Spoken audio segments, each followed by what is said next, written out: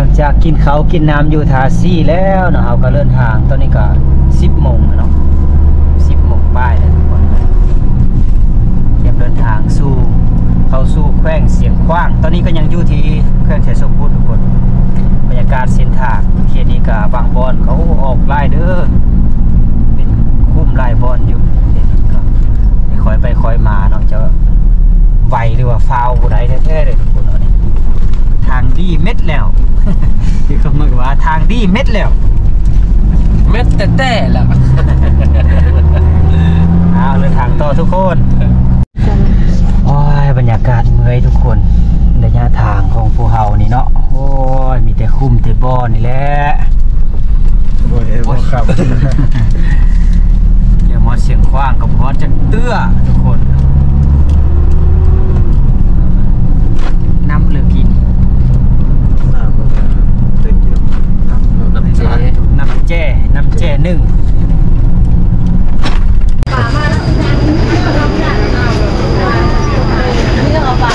ปลาเอเนาะ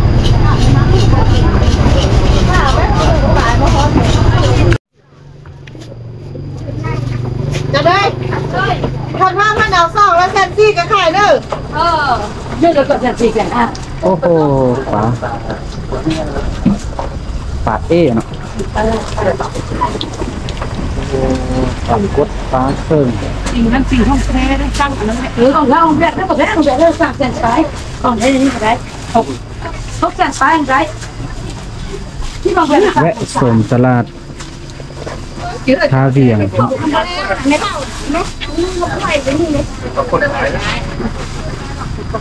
ทอดแล้วเมือง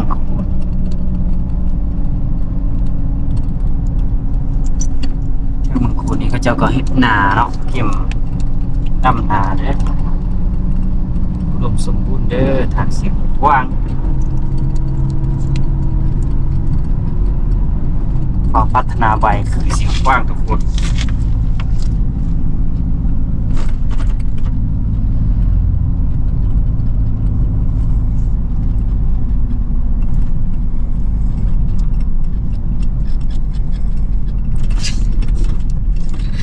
เป็น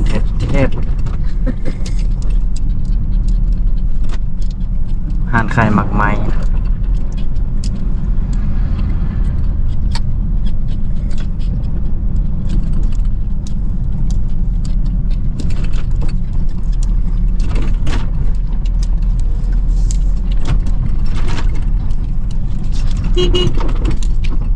ตาเพื่อจะตั้งร้านบรรยากาศของนาเกี่ยมจะดำเลยเด้นี่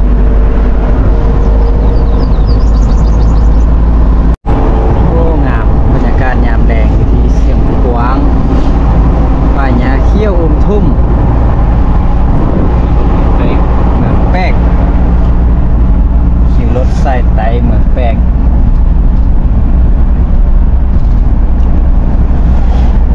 นานๆมาเธอนึงนี่โอ้ยเบิ่งการพัฒนาเปลี่ยนแปลงอย่างแรงแปลก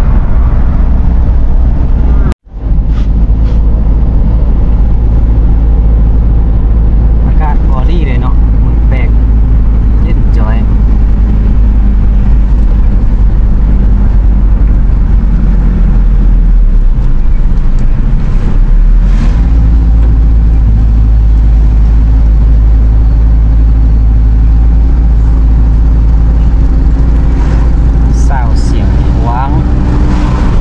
เสียงขว้างทางงามทางเก่งเลย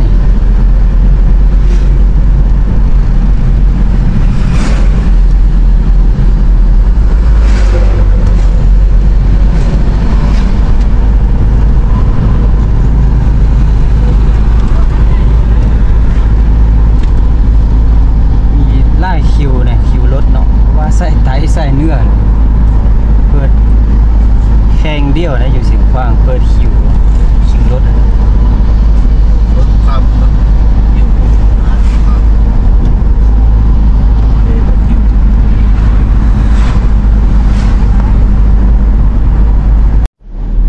บรรยากาศเสียงขวางโอ้ให้หินน้อยนี่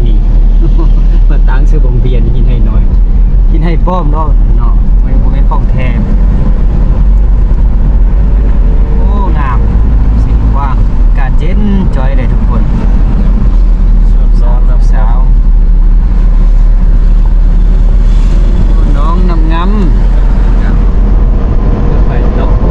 สาวน้อยอันไข่เล็กไล่คนได้อยู่แคมป์ทาง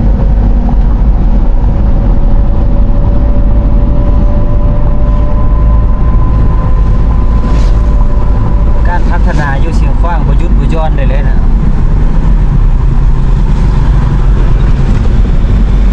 ปีนึงมาเท่านึงก็มีการเปลี่ยนแปลงเลยเด้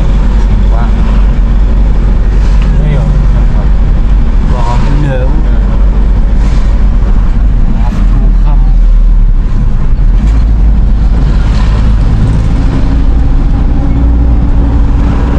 โพนสวรรค์เมืองแป้งแขวงเสียงขวาง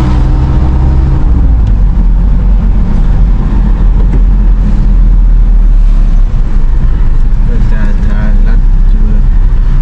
มันมองดูแสดง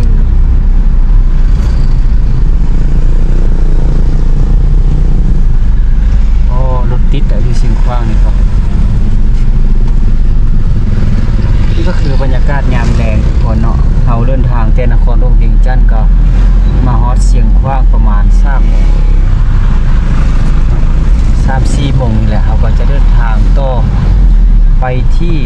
แขวงหัวพันแล้วก็เดินทางต่อไปที่เมืองซัมเตอร์ก็นั่งรถเป็นมือกับมือนึงคืนนึงทุกคน มืดมือมืดคืนเด้อทางก็ทางไฮแด้เนาะในคอยไปคอยมา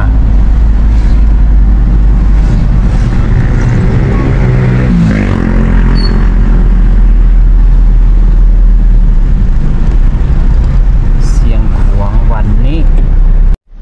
นี่ก็คือตัวเมืองโพนสวรรค์เนาะตัวเมืองแป๊ก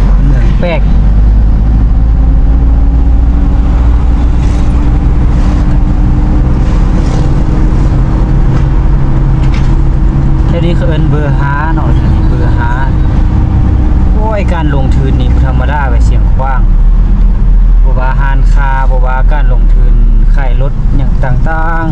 ๆสุดยอดเลยทุกคนเอ้ยบ่ว่าบ้านพักโรงแรมอย่างนี้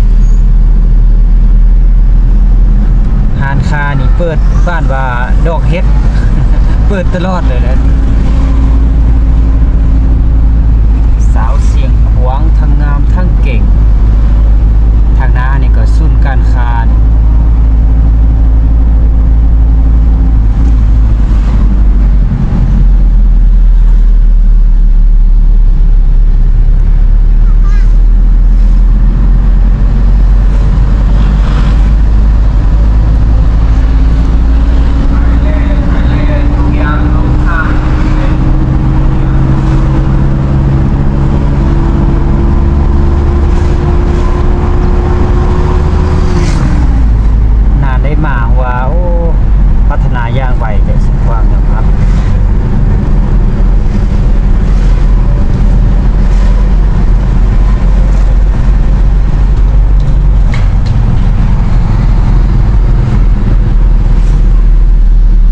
ติดแล้วเสียงขว้างก็นี่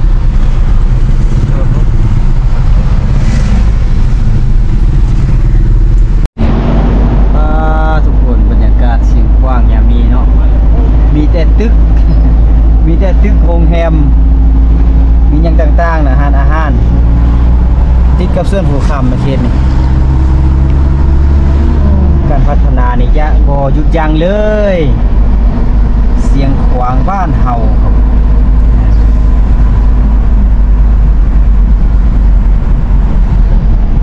เฮาตามเฮาสังเกตเบิ่งกันลงทุนก็บ่แม่นแต่คนลาวนะคนต่างประเทศก็มาลงทุนหลายเลยเบิ่งเงินที่เฮาฟ้านมาเมื่อกี้ก็เห็นอาหารจีนนะมาเซาไข่เครื่องนี่หลายสุดเลยนะ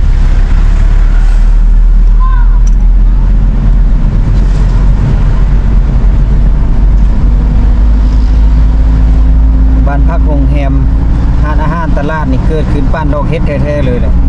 แถวนี้นะแถวโพนสวรรค์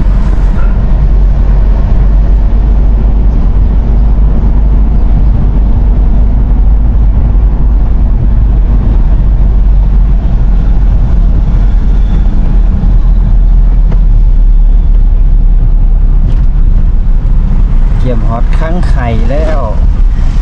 สาวเสียงกว้างงามส สาวมงมีแต่สาวมงเนาะสาวมงกระโปรงลาย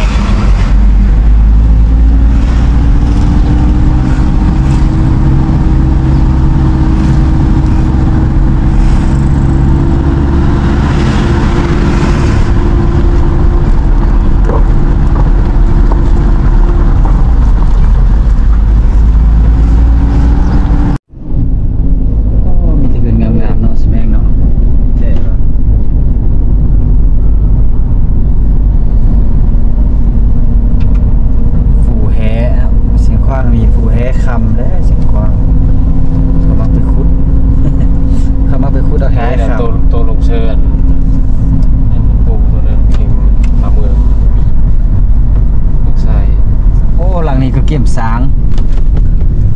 ไหลเส้นบาทได้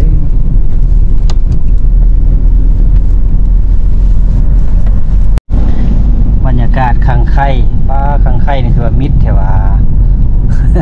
บ่คือสมัยก่อนเนาะสมัยก่อนนี่โอ้คนเป็นพัน2,000 3,000มาเฮียนนี่ยามนี้ก็คือว่ามิดเงียบแท้ยามนี้โอ้6ตึบอีหลีเลยบ่มีคนมาเฮียนปัดเหลืออันนี้มีแต่เขาจะมาเสื่อมต่อเนาะที่ว่าเป็นพนักงานอยู่แล้วนะรุ่นเด็กน้อยรุ่นเมื่อในนี้บ่มีแล้วคนมาเฮียนนี่เพราะว่าเฮียนไปก็สอบเบียกยากครับบ่ได้ละตะก้อนจักเทื่อแต่สัญญาจ้างก็หลายปีแล้วขังไขขังโคแต่กี้สมวนแต่กี้บรรยากาศข้างไข่เมืองแปลกเป็นบ้านนี้ก็เป็นบ้านที่มีชื่อเสียงโด่งดังแล้วก็เป็นอดีตในตำนานข้างไข่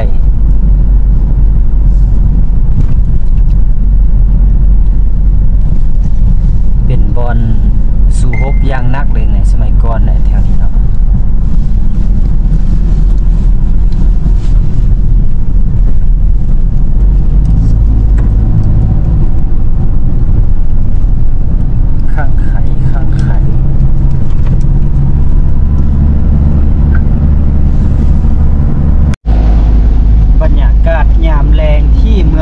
โอ้ที่ฝนตกผมเป็นเฮาจะถึกฝนบ่แสดงเปิดมาทาง